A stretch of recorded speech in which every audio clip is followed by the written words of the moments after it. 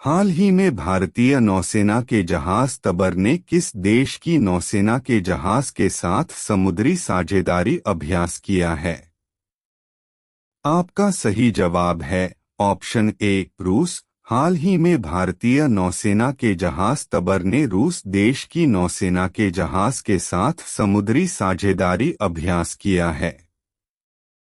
भारतीय नौसेना का कौन सा युद्धपोत 2 दिवसीय यात्रा पर कोलंबो पहुंचा है? आपका सही जवाब है ऑप्शन डी आईएनएस शाल्की। भारतीय नौसेना का आईएनएस शाल्की युद्धपोत 2 दिवसीय यात्रा पर कोलंबो पहुंचा है। भारतीय नौसेना की पनडुब्बी आईएनएस शाल्की 2 अगस्त को 2 दिवसीय यात्रा पर कोलंबो पहुंची है। बता दें कि आईएनएस शाल्की एक शिशुमार श्रेणी की डीजल विद्युत पनडुब्बी है। इसे 7 फरवरी 1992 को भारतीय नौसेना में शामिल किया गया था। हाल ही में किसने नैट्स 2.0 का शुभारंभ किया है? आपका सही जवाब है ऑप्शन सी धर्मेंद्र प्रधान। हाल ही में धर्मेंद्र प्रधान ने नैट्स 2.0 का शुभारंभ किया है। 14वीं भारत वियतनाम रक्षा नीति वार्ता कहाँ आयोजित हुई है? आपका सही जवाब है ऑप्शन बी नई दिल्ली। 14वीं भारत वियतनाम रक्षा नीति वार्ता नई दिल्ली में आयोजित हुई है। 14वीं भारत वियतनाम रक्षा नीति वार्ता 1 अगस्त 2024 को नई दिल्ली में आयोजित हुई थी। इसकी सह-अध्यक्षता रक्षा सचिव गिरिधर अराम ने और वियतनाम की राष्ट्रीय रक्षा के उप मंत्री वरिष्ठ लेफ्टिनेंट जनरल होआंग जुआन चेन ने की थी। कृषि अर्थशास्त्रियों के 32वें अंतर्राष्ट्रीय सम्मेलन को कौन संबोधित करेंगे? आपका सही जवाब है ऑप्शन बी नरेंद्र मोदी। कृषि अर्थशास्त्रियों के 32वें अंतर्राष्ट्रीय सम्मेलन को नरेंद्र मोदी संबोधित करेंगे। प्रधानमंत्री नरेंद्र मोदी 3 अगस्त को राष्ट्रीय कृषि विज्ञान केंद्र परिसर नई दिल्ली में कृषि अर्थशास्त्रियों के 32वें अंतर्राष्ट्रीय सम्मेलन का उद्घाटन करेंगे। प्रधानमंत्री इस अवसर पर उपस्थित जनसमूह को भी संबोधित करेंगे। हाल ही में जुलाई माह में जीएसटी संग्रह कितने प्रतिशत बढ़कर 1.82 लाख करोड़ पहुंचा है? आपका सही जवाब है ऑप्शन सी 10.3%। हाल ही में जुलाई माह में जीएसटी संग्रह 10.3% से बढ़कर 1.82 लाख करोड़ पहुंचा है। इंडियन रेसिंग फेस्टिवल में किस बॉलीवुड अभिनेता ने गोवा एसएस रेसिंग टीम खरीदी है? आपका सही जवाब है option C John Abraham. Indian racing festival में जॉन अब्राहम बॉलीवुड अभिनेता ने गोवा एसएस रेसिंग टीम खरीदी है। बॉलीवुड अभिनेता जॉन अब्राहम ने 2 अगस्त को इंडियन रेसिंग फेस्टिवल में गोवा एसएस रेसिंग टीम खरीदी है। बता दें कि जॉन की रेसिंग टीम इस वर्ष motor sport event Indian racing festival 2024 में हिस्सा लेगी। मौसम के सटीक पूर्वानुमान के लिए किस राज्य में डॉपलर मौसम रडार लगाया जाएगा? आपका सही जवाब है ऑप्शन डी हिमाचल प्रदेश। मौसम के सटीक पूर्वानुमान के लिए हिमाचल प्रदेश राज्य में डॉपलर मौसम रडार लगाया जाएगा। हिमाचल प्रदेश के जनजातीय जिला लाहौल स्पीति में मौसम के सटीक पूर्वानुमान के लिए डॉपलर मौसम रडार लगाया जाएगा। मीडिया रिपोर्ट्स के अनुसार वर्ष 2025 तक लाहौल स्पीति में एक्स बैंड डॉपलर मौसम रडार स्थापित कर दिया जाएगा। हाल ही में डेनियल सेल्जनिक का निधन हुआ है, वे कौन थे?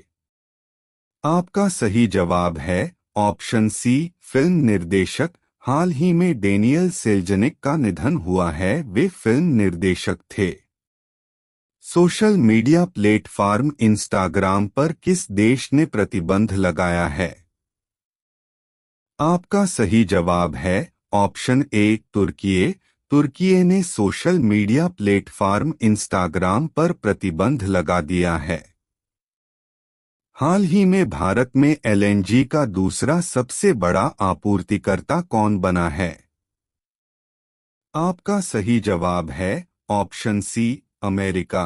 हाल ही में भारत में एलएनजी का दूसरा सबसे बड़ा आपूर्तिकर्ता अमेरिका बना है। वर्ष 2023 में संयुक्त राज्य अमेरिका भारत के लिए तरलीकृत प्राकृतिक गैस का दूसरा सबसे बड़ा आपूर्तिकर्ता बनकर उभरा, जिसने वर्ष 2023 में 3.09 मिलियन टन की आपूर्ति करते हुए संयुक्त अरब अमीरात को पीछे छोड़ दिया। कतर 2023 में शिपमेंट के साथ सबसे बड़ा आपूर्तिकर्ता बना रहा। हाल ही में कौन मुक्केबाजी में भारत के सबसे कम उम्र के ओलंपिक रेफरी बने हैं? आपका सही जवाब है ऑप्शन डी, कबीलन साई अशोक। हाल ही में कबीलन साई अशोक मुक्केबाजी में भारत के सबसे कम उम्र के ओलंपिक रेफरी बने हैं।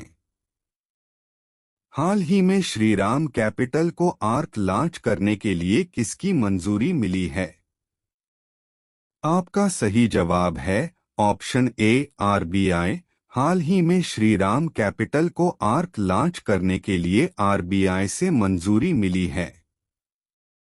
हाल ही में किस राज्य विधानसभा ने खनन खनिजों पर उपकर लगाने संबंधी विधेयक पारित किया है? आपका सही जवाब है ऑप्शन बी, झारखंड। हाल ही में झारखंड राज्य विधानसभा ने खनन खनिजों पर उपकर लगाने संबंधी विधेयक पारित किया है। हाल ही में IRDAI ने HDFC लाइफ पर कितने करोड़ रुपए का जुर्माना लगाया है? आपका सही जवाब है ऑप्शन सी, 2। हाल ही में IRDAI ने HDFC लाइफ पर 2 करोड़ रुपए का जुर्माना लगाया है। हाल ही में किसे संयुक्त राष्ट्र की आर्थिक और सामाजिक परिषद का अध्यक्ष चुना गया है? आपका सही जवाब है ऑप्शन बी, बॉब राय। हाल ही में बॉब राय संयुक्त राष्ट्र की आर्थिक और सामाजिक परिषद का अध्यक्ष चुना गया है। हाल ही में कहाँ अंगदान जागरूकता कार्यक्रम का आयोजन किया गया है? आपका सही जवाब है ऑप्शन ए, नई दिल्ली। हाल ही में कहाँ अंगदान जागरूकता कार्यक्रम का आयोजन किया गया है? हाल ही में सरकार ने विमान रखरखाव, मरम्मत और ओवरहालिंग में कितने प्रतिशत FDI को मंजूरी दी है? आपका सही जवाब है ऑप्शन सी, 100%। हाल ही में सरकार ने विमान रखरखाव, मरम्मत और ओवरहालिंग में 100% FDI को मंजूरी दी है। VPS कौशिक एडजुटेंट जनरल बने। 2 अगस्त को वीरेश प्रताप सिंह कौशिक ने भारतीय सेना के एडजुटेंट जनरल का पदभार ग्रहण किया। इससे पहले वे त्रिशक्ति कोर में जनरल ऑफिसर कमांडिंग के रूप में कार्यरत थे। वे राष्ट्रीय रक्षा अकादमी और भारतीय सैन्य अकादमी के पूर्व छात्र हैं। कौशिक को जून 1988 में 3 कुमाऊं राइफल्स में कमीशन मिला था। एडजुटेंट जनरल यूनिट प्रशासन में कमांडिंग अधिकारी की मदद और आर्मी में ह्यूमन रिसोर्सेस का मैनेजमेंट करता है। यह सेना या वायु सेना का वरिष्ठ प्रशासनिक अधिकारी होता है जो सेना प्रमुख को रिपोर्ट करता है। वे सैन्य या पुलिस कोर का कर्नल और जज एडवोकेट जनरल भी होता है। केंद्र सरकार ने BSF चीफ और डिप्टी चीफ को पद से हटाया। 2 अगस्त को केंद्र सरकार ने बॉर्डर सिक्योरिटी फोर्स के डायरेक्टर जनरल नितिन अग्रवाल और deputy special director general Yogesh Bahadur Khurania को पद से हटा दिया। दोनों अधिकारियों को अपने अपने होम कैडर, नितिन अग्रवाल को केरल और खुरानिया को ओडिशा, रिपोर्ट करने के लिए कहा गया। SSB के DG दलजीत सिंह चौधरी को BSF के DG का अतिरिक्त प्रभार दिया। नितिन अग्रवाल 1989 बैच के केरल कैडर के आईपीएस ऑफिसर हैं। वे बीएसएफ के पहले डीजी हैं जिन्हें अपना कार्यकाल बीच में ही छोड़ना पड़ा। अग्रवाल ने जून 2023 में पदभार ग्रहण किया था और उनका कार्यकाल 2026 में पूरा होना था। शुभांशु शुक्ला आईएसएस के लिए प्राइम एस्ट्रोनॉट चुने गए। 2 अगस्त को भारत ने इंडो यूएस स्पेस मिशन के लिए अपना प्राइम एस्ट्रोनॉट का सिलेक्शन किया। Indian space research organisation ISRO ने इस मिशन के लिए शुभांशु शुक्ला को मुख्य अंतरिक्ष यात्री बनाए जाने की घोषणा की। कैप्टन प्रशांत नायर को इस मिशन के लिए बैकअप के तौर पर चुना गया। मानव अंतरिक्ष उड़ान केंद्र ने एक्सियोम 4 मिशन के लिए अमेरिका स्थित एक्सियोम स्पेस के साथ अंतरिक्ष उड़ान समझौता किया है। ग्रुप कैप्टन शुभांशु और ग्रुप कैप्टन प्रशांत दोनों को अगस्त के पहले हफ्ते से अमेरिका में मिशन के लिए ट्रेनिंग दी जाएगी। स्पेस मिशन के दौरान चयनित गगनयात्री साइंटिफिक रिसर्च और तकनीकों का परीक्षण करेंगे और स्पेस में आउटरीच एक्टिविटी में भी शामिल होंगे। 38 वर्षीय शुभांशु फाइटर पायलट और कॉम्बैट लीडर हैं। शुभांशु के पास 2000 घंटे से ज्यादा की उड़ान का अनुभव है। उन्होंने अब तक Sukhoi 30 MKI, MiG 21, MiG 29, Jaguar, Hawk, Dornier और AN-32 जैसे विमानों को उड़ाया है। शुभांशु राष्ट्रीय रक्षा अकादमी NDA के पूर्व छात्र भी हैं। उन्हें 17 जून 2006 के भारतीय वायुसेना की लड़ाकू स्ट्रीम में कमीशन्ड किया गया था। SBI का Q1 FY25 में मुनाफा 17,035 रुपये करोड़ रहा। 3 अगस्त को state bank of India SBI ने Q1 FY25 यानी फाइनेंशियल ईयर 2024 से 25 की पहली तिमाही के नतीजे जारी किए। SBI का अप्रैल से जून तिमाही में स्टैंडअलोन नेट प्रॉफिट यानी शुद्ध मुनाफा सालाना आधार पर 1% बढ़कर 17,035 रुपये 16 पैसे करोड़ रहा। Q1 FY24 में ये 16,884 रुपये करोड़ रहा था। तिमाही आधार पर भी बैंक का नेट प्रॉफिट 17.69% गिरा है। पिछली तिमाही में बैंक का मुनाफा 20,698 करोड़ रुपए रहा था। जून तिमाही में बैंक की टोटल इनकम यानी आय सालाना आधार पर 13.55% बढ़कर 1,22,687 करोड़ रुपए रही।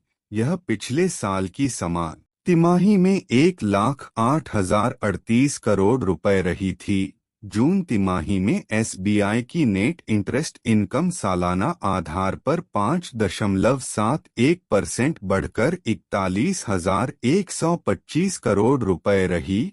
कंपनियों के रिजल्ट स्टैंडअलोन और कंसोलिडेटेड पार्ट्स में आते हैं। स्टैंडअलोन में केवल एक यूनिट का वित्तीय प्रदर्शन दिखाया जाता है। कंसोलिडेटेड या समेकित फाइनेंशियल रिपोर्ट में पूरी कंपनी की रिपोर्ट दी जाती है। पीएम मोदी ने 32वें ICAE का उद्घाटन किया। 3 अगस्त को प्रधानमंत्री नरेंद्र मोदी ने international conference of agriculture economist के 32वें एडिशन का उद्घाटन किया। यह आयोजन नई दिल्ली के राष्ट्रीय कृषि विज्ञान केंद्र में हुआ। इस साल के कॉन्फ्रेंस का विषय transformation towards sustainable agri food systems है। इस कॉन्फ्रेंस का उद्देश्य क्लाइमेट चेंज, नेचुरल रिसोर्स का डिग्रेडेशन, प्रोडक्शन कॉस्ट में बढ़ोतरी और ग्लोबल कॉन्फ्लिक्ट जैसी समस्याओं से निपटना है। ICAE 2024 में युवा रिसर्चर्स और लीडिंग प्रोफेशनल्स को उनके काम और नेटवर्क दिखाने का मौका मिलेगा। रिसर्च इंस्टीट्यूट्स और यूनिवर्सिटीज के बीच पार्टनरशिप मजबूत करने पर फोकस किया जाएगा। इस कॉन्फ्रेंस में लगभग 75 देशों के लगभग 1,000 प्रतिनिधि भाग लेंगे। यह कॉन्फ्रेंस दुनिया भर में खेती और उससे जुड़ी समस्याओं और उसके समाधान खोजने के लिए हर 3 साल में आयोजित की जाती है। भारत में इसका आयोजन 65 साल के बाद 2 से 7 अगस्त के बीच किया जा रहा है।